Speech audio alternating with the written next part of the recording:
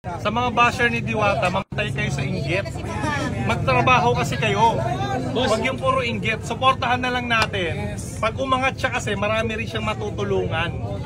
Kaya tigil nyo na yan. Ako makakalaban ninyo. Mag-a-apply na ako dito eh. Mag-a-apply na ako ng bouncer. Diwata, anong masasabi mo? Pina-vlog natin para makita ng suporta. Kasi the more na magpa-vlog tayo dito, the more na mas magiging aware yung mga tao, the more na mas pupunta sila dito. Okay? So walang problema doon kahit araw-araw mong i-vlog si Diwata. Alam mo kasi, Diwata. kahit anong gawin mo sa buhay mo, meron at merong masasabi yung mga tao sa'yo. Gumawa ka ng mabuti, di ba? May masasabi. Di ba? Eh di gawin mo na lang kung anong gusto mo.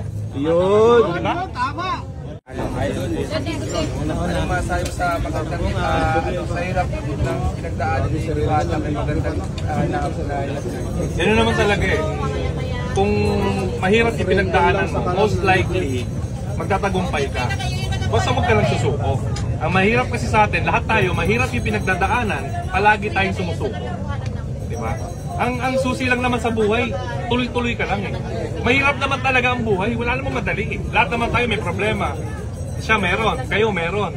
Tsaka, porket nandito namin sa taas, akala nyo ba wala kaming problema? Lalo kang umaangat ng umaangat, lalong pahirap ng pahirap yan. Ang daming naghahanap sa kanya ngayon, ang daming lumalapit. Mga vlogger, ang daming nag-i-invite, ang daming yung mga taong hindi niya kilala. Ngayon, kilala na siya. Mas mahirap kapag nasa taas ka na, kasi hindi mo ma-identify kung anong kailangan ng tao sa'yo. Hindi mo alam kung gusto lumalapit lang ngayon kasi kailangan ng pera, gusto sumikat o something. Mas mahirap na pag nandito ka. Kaya nga sinasabi ko lagi, lagi mo lang kausapin or bigyan ng oras yung mga taong sumuporta sa'yo nung walang-wala ka pa. Kasi doon mo makikita yung totoong tao eh. Nung wala ka, nandyan siya eh. Diba? So doon yung na-identify yan. Kaya kami, ngayon, lalo na ako, lalo na si Boss Armin, si Diwata, mahirap na namin ma-identify kung ano ba yung intensyon, totoong intensyon ng tao sa amin. Kahit ka mag-anak mo minsan eh.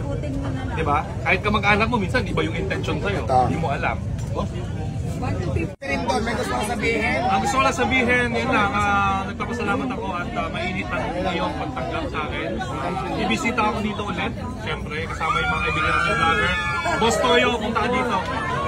Si Boss Toyo, Siyempre ako din naman gusto ko magpasalamat sa inyong effort. Bigyan niyo ako ng panahon para mabisita yung Diwata para sa Overdue. So siyempre isang malaking karangalan din para sa akin.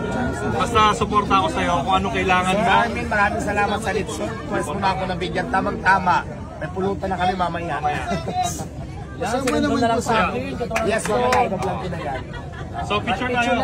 Ay, picture na nalo! Yung nanalo, kunin yung contact number, tapos ibigay nyo kay Sir Armin para magkakontact na. Dito ka, ikot ka. Sama kayo, picture tayo. Dito kayo. Tapos kayo. Picture tayo. Mas background yun sa akin. Alam, madagal ako ulit sa ni Diwata. Hindi, hawakan mo ito. Hawakan natin